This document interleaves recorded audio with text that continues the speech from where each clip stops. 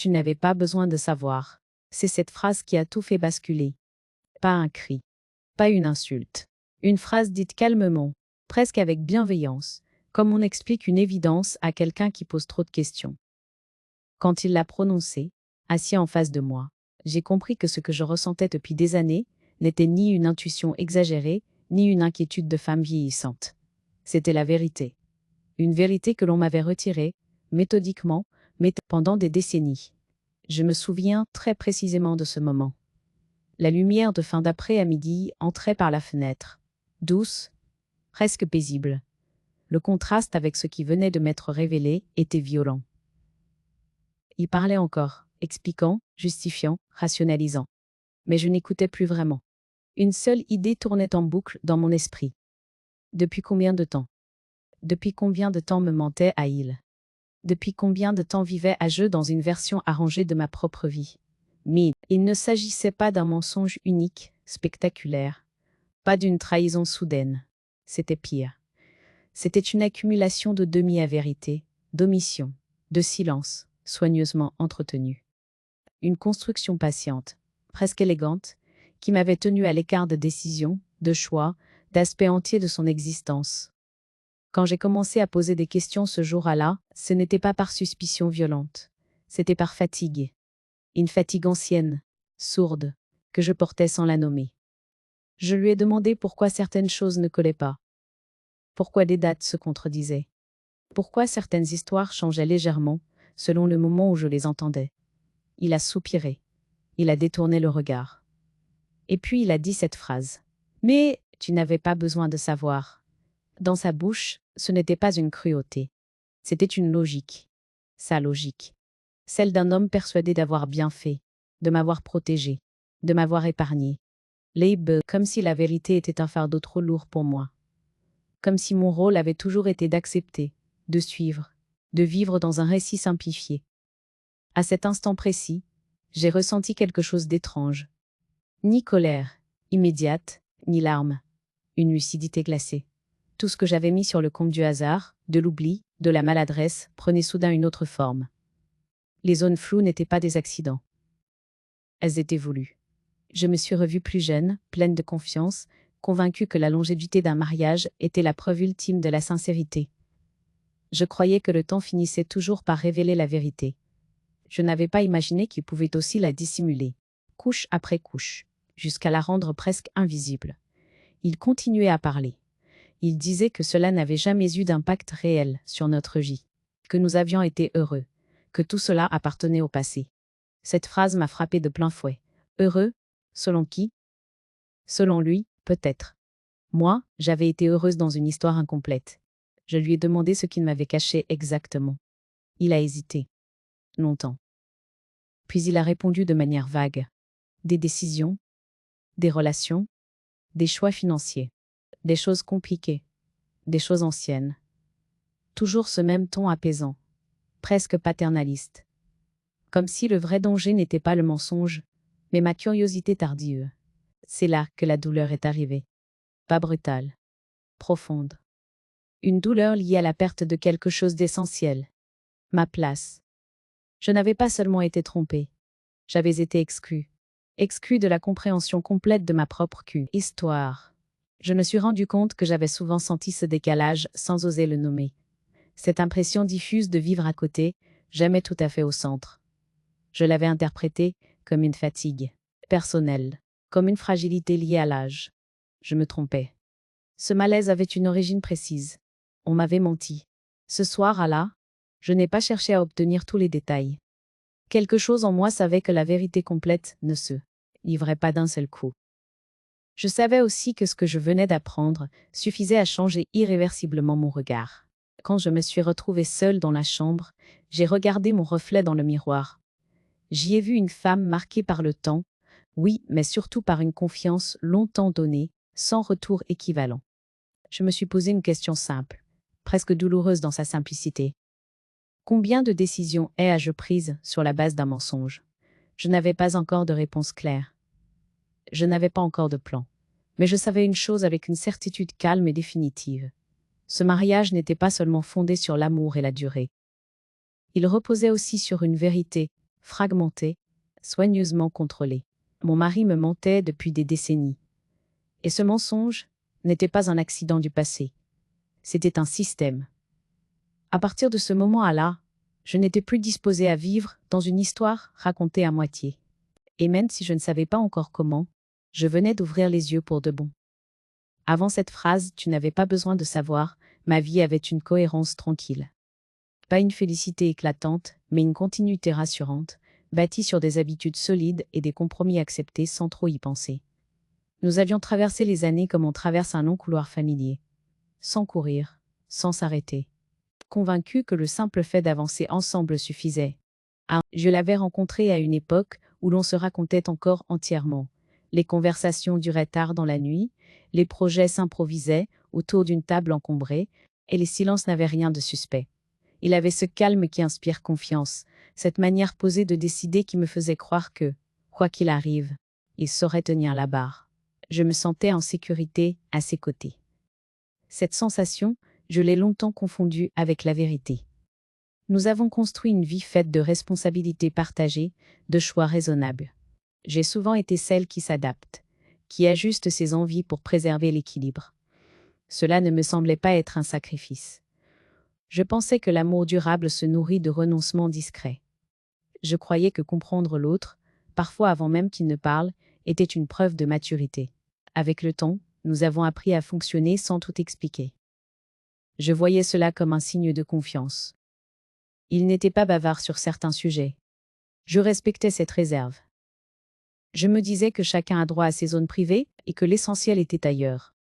Dans la stabilité, dans la fidélité du quotidien, dans cette impression d'être une équipe. Je me souviens de scènes simples.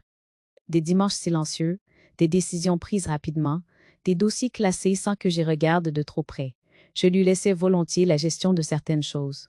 Il semblait à l'aise avec cela. Et moi, je me sentais soulagée de ne pas porter tout à la fois.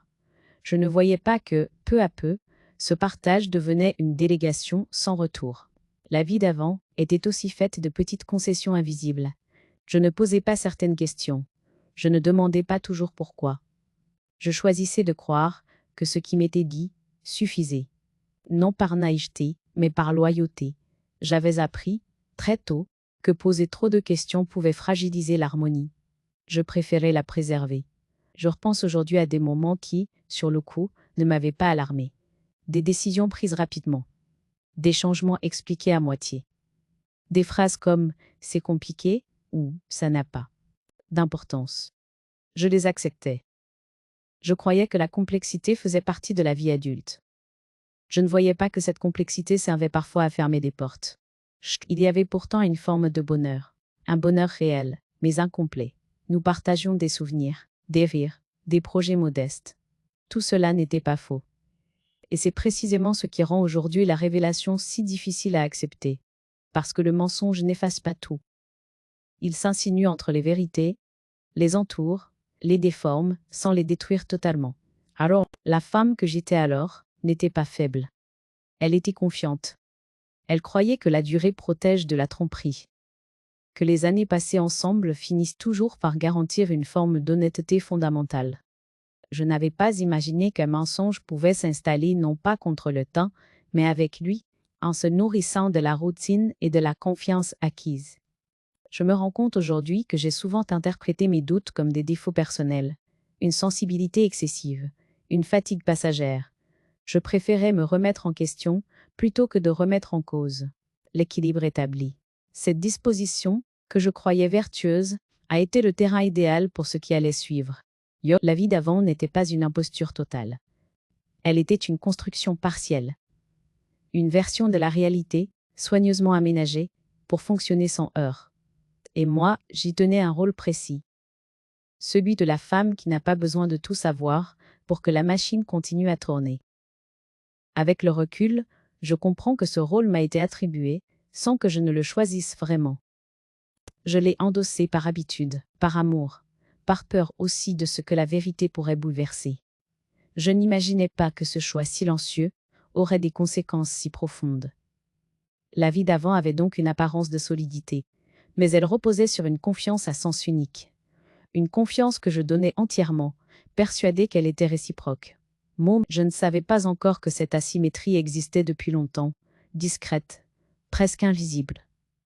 Avant que je ne découvre l'ampleur du mensonge, j'étais convaincue d'avoir vécu dans une histoire partagée. Aujourd'hui, je sais que cette histoire avait été racontée avec des omissions soigneusement choisies. Et cette prise de conscience allait bientôt m'obliger à regarder bien au-delà de ce que j'avais toujours cru être la vérité.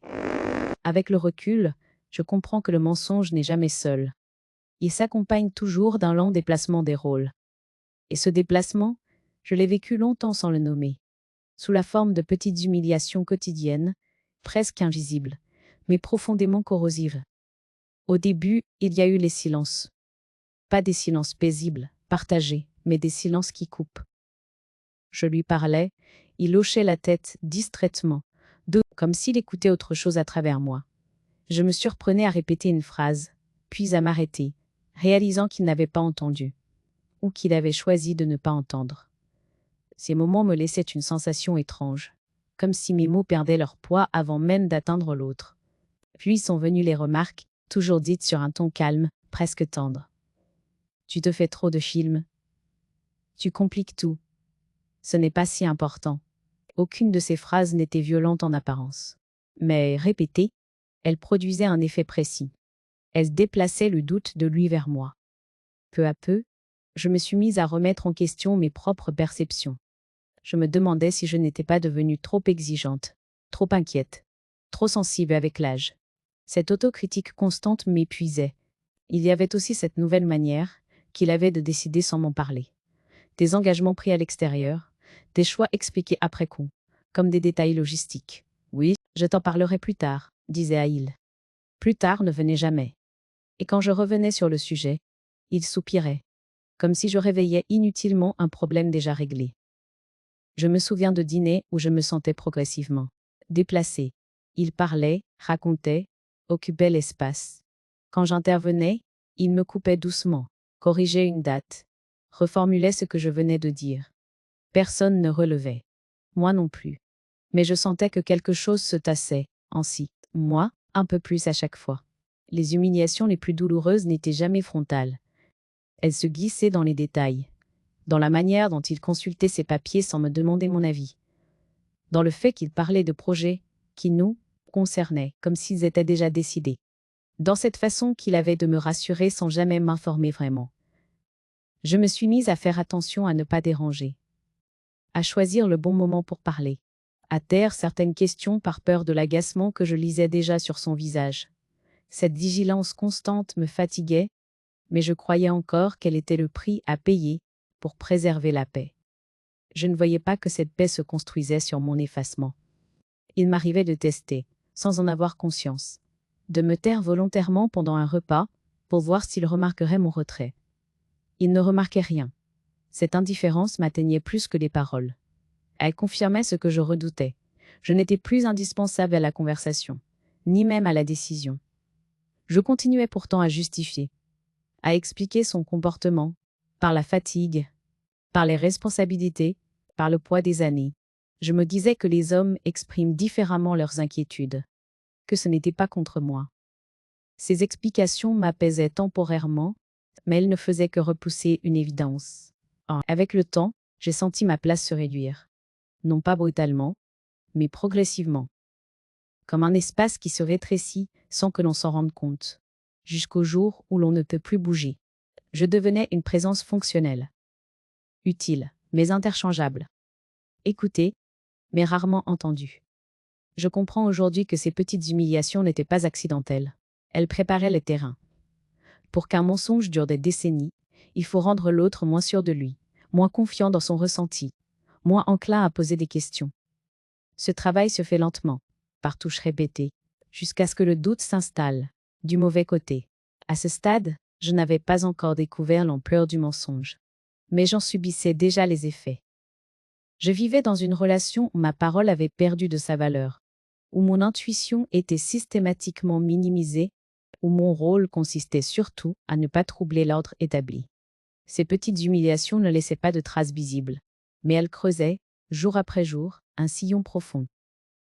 Et dans ce sillon, le mensonge pouvait circuler librement, sans être inquiétée. Je ne le savais pas encore, mais ce que je vivais n'était pas une crise passagère. C'était la première manifestation concrète d'une vérité soigneusement dissimulée. Une vérité qui, tôt ou tard, finirait par réclamer d'être regardée en face. La goutte d'eau n'est pas tombée avec fracas. Elle s'est déposée doucement, presque poliment, comme tout ce qui avait précédé. Et pourtant, c'est elle qui a fait déborder des décennies de silence. Là, c'était un matin ordinaire. Rien ne le distinguait des autres. La table était encore encombrée de papiers, de factures ouvertes à moitié, de courriers repoussés sur le côté. J'ai pris une enveloppe au hasard, sans intention particulière, une de ces lettres administratives que l'on ouvre machinalement, convaincu qu'il n'y aura rien de nouveau. Je me souviens encore du bruit sec du papier que l'on déchire, et de cette seconde suspendue avant de comprendre. Les chiffres ne m'ont pas frappé tout de suite. C'est le nom qui a attiré mon regard, un nom familier, mais jamais associé à ce type de document. Puis une date. Puis une décision prise depuis longtemps. Une décision qui me concernait directement, et que je n'avais jamais validée. J'ai relu plusieurs fois, lentement. J'ai cherché une erreur. Une confusion.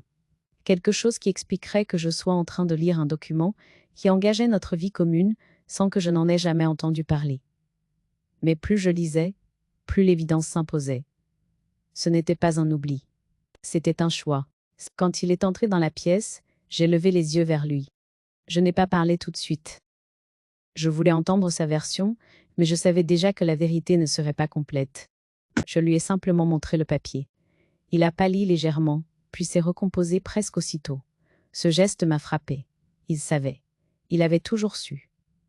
Il a parlé calmement. Trop calmement. Il a expliqué que c'était ancien, que c'était compliqué, que cela n'avait plus vraiment d'importance aujourd'hui. Il a dit qu'il avait pris cette décision pour le bien de tous, pour éviter des discussions inutiles, pour me protéger. Toujours cette même justification. Toujours ce même mot. C'est là que quelque chose s'est brisé en moi. Pas dans la colère, mais dans une lucidité brutale. Ce que j'avais sous les yeux n'était pas seulement un document administratif. C'était la preuve tangible d'un système. La preuve qu'il avait décidé, seul, de ce que je devais savoir ou non. Qu'il avait façonné notre lit sur une vérité partielle, soigneusement contrôlée. Je lui ai demandé depuis quand. Il a hésité. Puis il a répondu vaguement. Des années. Peut-être plus. Cette réponse floue m'a fait plus de mal que n'importe quelle date précise. Elle confirmait ce que je redoutais. Ce mensonge n'était pas une erreur ponctuelle. Il s'inscrivait dans le temps long. Dans notre histoire même. Je me suis sentie envahie par une tristesse profonde, mais aussi par une indignation froide. Ce n'était plus seulement une affaire de confiance trahie, c'était une injustice. On avait disposé de ma vie, de mes choix, de mon avenir, sans jamais me consulter. On avait décidé à ma place, en estimant que mon avis n'était pas nécessaire. Je me suis rappelé toutes ces fois où j'avais douté de moi, où j'avais cru être trop exigeante, trop inquiète. Toutes ces petites humiliations prenaient soudain un sens nouveau. Elles n'étaient pas isolées. Elles servaient à maintenir ce déséquilibre, à m'empêcher de poser les bonnes questions.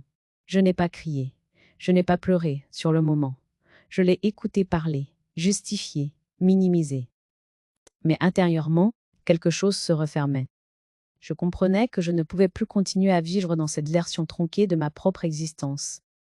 Accepter encore aurait signifié valider ce système. Accepter d'être tenu à l'écart pour toujours. Ce jour-là, j'ai pris conscience que le mensonge n'était pas seulement dans ce qu'il avait caché, mais dans la manière dont il avait défini ma place. Une place secondaire, silencieuse, accommodante. Une place qui ne devait surtout pas remettre en cause ses décisions. Quand je me suis retrouvée seule, j'ai ressenti un vertige. Pas celui de la peur immédiate, mais celui des années perdues à croire à une transparence qui n'existait pas. Je me suis demandé combien d'autres choix avaient été faits sans moi. Combien de vérités avaient été jugées inutiles à partager. C'est à ce moment-là que j'ai pris une décision intérieure. Elle n'était pas encore formulée en actes. Elle n'avait pas encore de plan précis. Mais elle était ferme. Je ne serais plus la femme à qui l'on dit, après coup, que cela n'avait pas d'importance. Je ne serais plus celle qui accepte de vivre dans une ignorance organisée. La goutte d'eau n'avait pas provoqué une explosion. Elle avait fissuré un édifice ancien, bâti sur des silences accumulés. Et dans cette fissure, une vérité simple et douloureuse s'imposait. Mon mari ne m'avait pas menti une fois. Il m'avait menti pendant des décennies. Après cette découverte, le temps a semblé ralentir. Les journées continuaient, mais avec une densité nouvelle, presque lourde. Chaque geste banal, préparer le café, ouvrir les volets, répondre à une question, était traversé par une pensée persistante. Combien de choses ai-je vécues sans les comprendre vraiment? Ce n'était pas une obsession, plutôt une lucidité qui refusait désormais de se taire. Les nuits sont devenues difficiles, pas à cause de scènes imaginaires ou de jalousie tardive, mais parce que mon esprit revenait sans cesse sur le même point. Comment avais-je pu vivre si longtemps dans une histoire partielle? Je ne cherchais plus à savoir ce qu'il avait fait exactement. Je cherchais à comprendre comment cela avait été possible. Comment un mensonge peut s'installer si profondément qu'il finit par ressembler à la normalité. Je me suis interrogée sur moi-même, sans complaisance mais sans cruauté. J'avais choisi de faire confiance. J'avais choisi d'accepter des réponses floues. J'avais choisi, souvent, de ne pas poser la question suivante. Non par faiblesse, mais par loyauté. Je croyais protéger notre équilibre. Je découvrais que cet équilibre reposait essentiellement sur mon silence. Cette prise de conscience a été douloureuse. Parce qu'elle m'obligeait à reconnaître que j'avais participé, malgré moi, à ce système. Pas en mentant, mais en me taisant. En préférant la paix apparente à la clarté inconfortable. En acceptant l'idée que certaines vérités étaient trop compliquées pour être partagées, je ressentais une colère sourde, mais elle n'était pas dirigée uniquement contre lui. Elle visait aussi cette logique ancienne, qui apprend aux femmes à comprendre avant d'exiger, à patienter avant de questionner, à douter d'elle-même plutôt que de remettre en cause un ordre établi. Cette colère ne me poussait pas à crier. Elle me poussait à réfléchir. Je me suis mise à revoir notre histoire avec un regard neuf, les décisions prises rapidement, les changements expliqués à moitié, les phrases répétées. Fais à moi confiance. Ce n'est pas important. Je gère. Tout cela prenait désormais une autre couleur. Ce n'était pas de la protection. C'était une confiscation progressive de ma place. Je me suis aussi demandé ce que je voulais réellement, au-delà de la blessure. Pas ce que je pouvais encore supporter, ni ce que la société attendait d'une femme de mon âge. Ce que moi je voulais. La réponse est venue lentement, sans éclat. Je voulais être considérée comme une adulte capable de comprendre la vérité, même lorsqu'elle dérange. Je voulais que ma vie ne se déroule plus en marge de décisions qui me concernaient directement. Non, il y avait en moi un conflit intérieur profond. Une part voulait préserver ce qui restait, par habitude, par peur du vide, par respect des années passées. Une autre refusait désormais de continuer à se taire pour sauver une façade. Ce conflit m'épuisait, mais il m'obligeait aussi à me positionner. Je ne pouvais plus rester dans cet entre-à-deux confortable et destructeur. Je me suis surprise à écrire, mentalement d'abord, puis sur le papier. Pas des accusations, pas un journal intime larmoyant. Des faits, des dates, des phrases exactes. Mettre des mots précis sur ce que j'avais vécu me redonnait une forme de maîtrise. Je sortais du brouillard émotionnel. Je revenais au réel. Je priais parfois, non pas pour obtenir une solution miraculeuse, mais pour garder la clarté. Pour ne pas transformer cette lucidité nouvelle en amertume. Pour ne pas confondre justice et vengeance. Je sentais que ce qui allait suivre devait être posé, réfléchi, digne. Peu à peu, une certitude s'est installée. Je ne pouvais plus continuer comme avant. Pas par orgueil, pas par désir de rupture spectaculaire, mais parce que rester aurait signifié accepter définitivement d'être une femme à qui l'on ment pour son bien. Une femme dont la vie peut être organisée sans son consentement éclairé. Cette introspection n'a pas produit une décision immédiate. Elle a produit quelque chose de plus solide, un recentrage. Je cessais de me demander pourquoi il avait agi ainsi. Je commençais à me demander pourquoi moi. Je n'accepterais plus jamais cela. Je comprenais enfin que le véritable enjeu n'était pas le passé, mais l'avenir. Continuer à vivre dans une histoire racontée à moitié, ou choisir d'habiter pleinement ma propre vie, même si cela impliquait des bouleversements. Cette question ne me quittait plus, et je savais déjà, au fond, quelle serait ma réponse. Je n'avais pas encore agi. Mais je n'étais plus dans l'ignorance volontaire.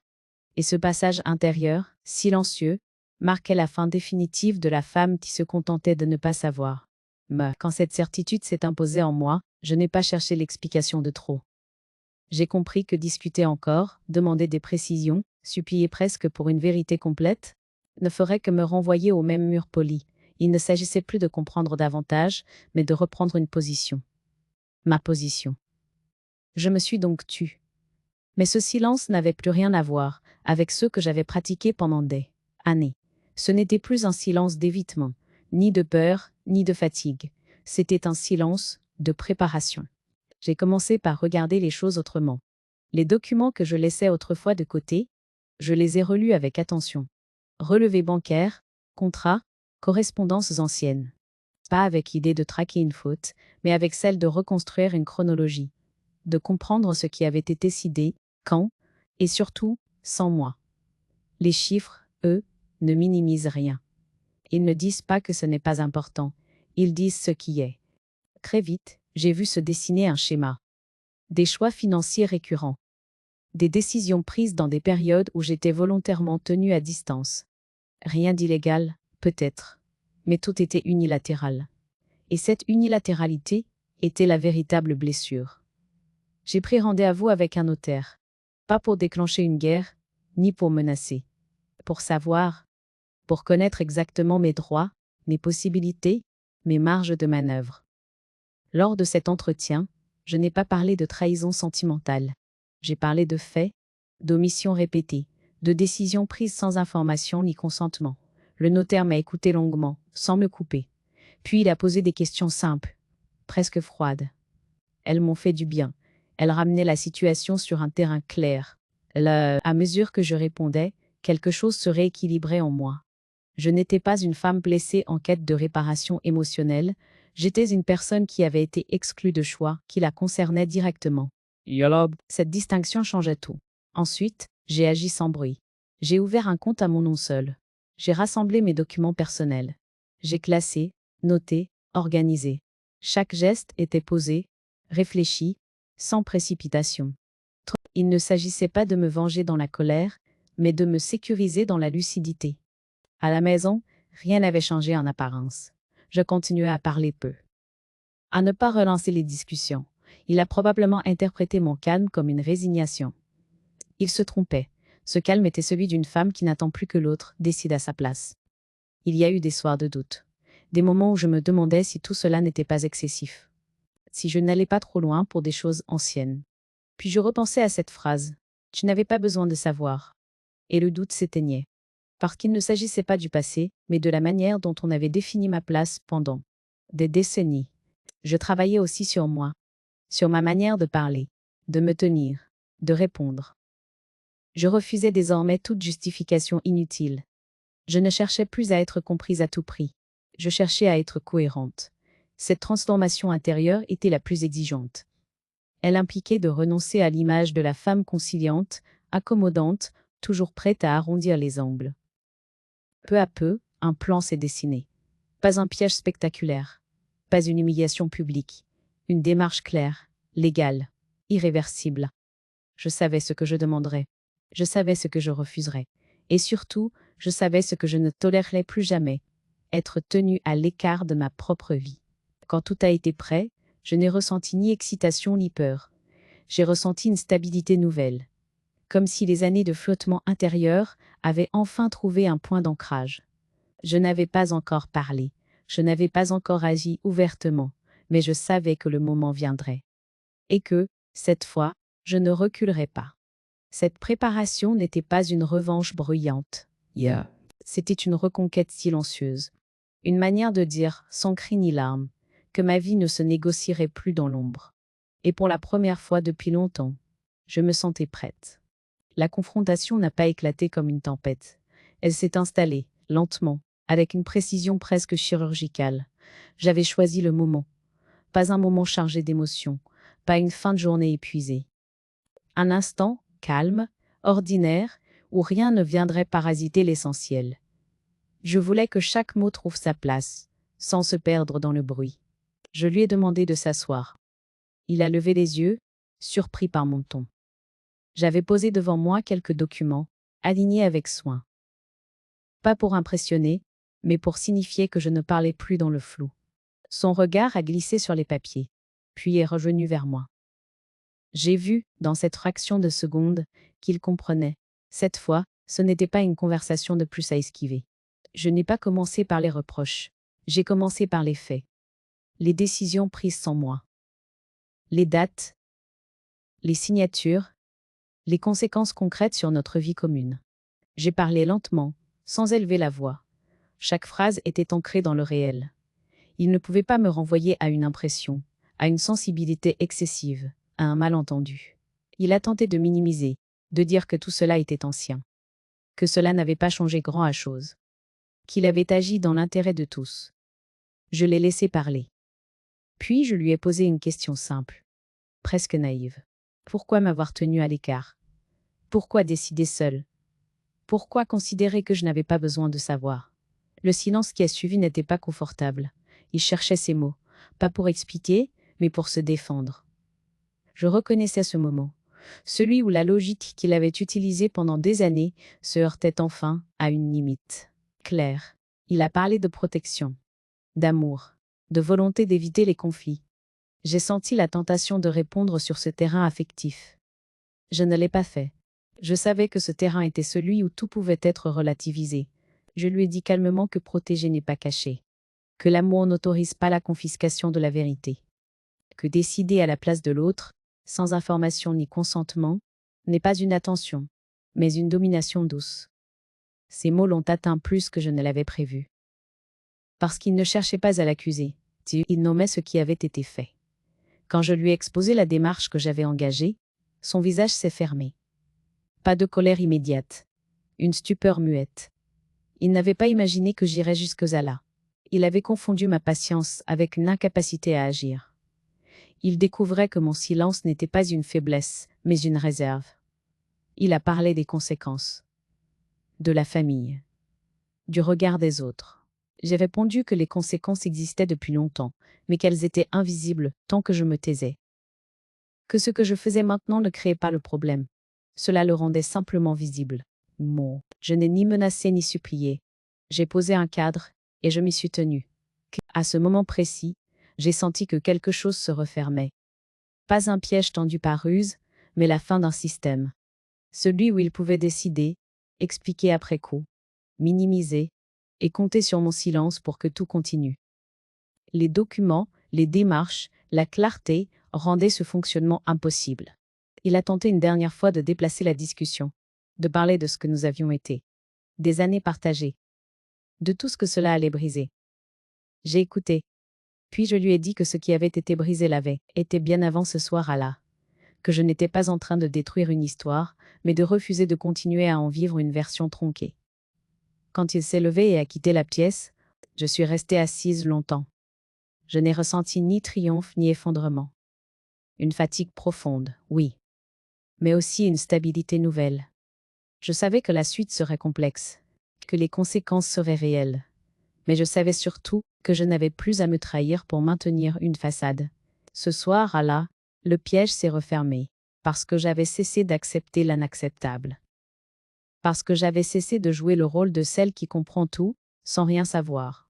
Et dans ce calme presque solennel, j'ai compris que, quoi qu'il arrive ensuite, je ne serai plus jamais la femme à qui l'on dit « tu n'avais pas besoin de savoir ».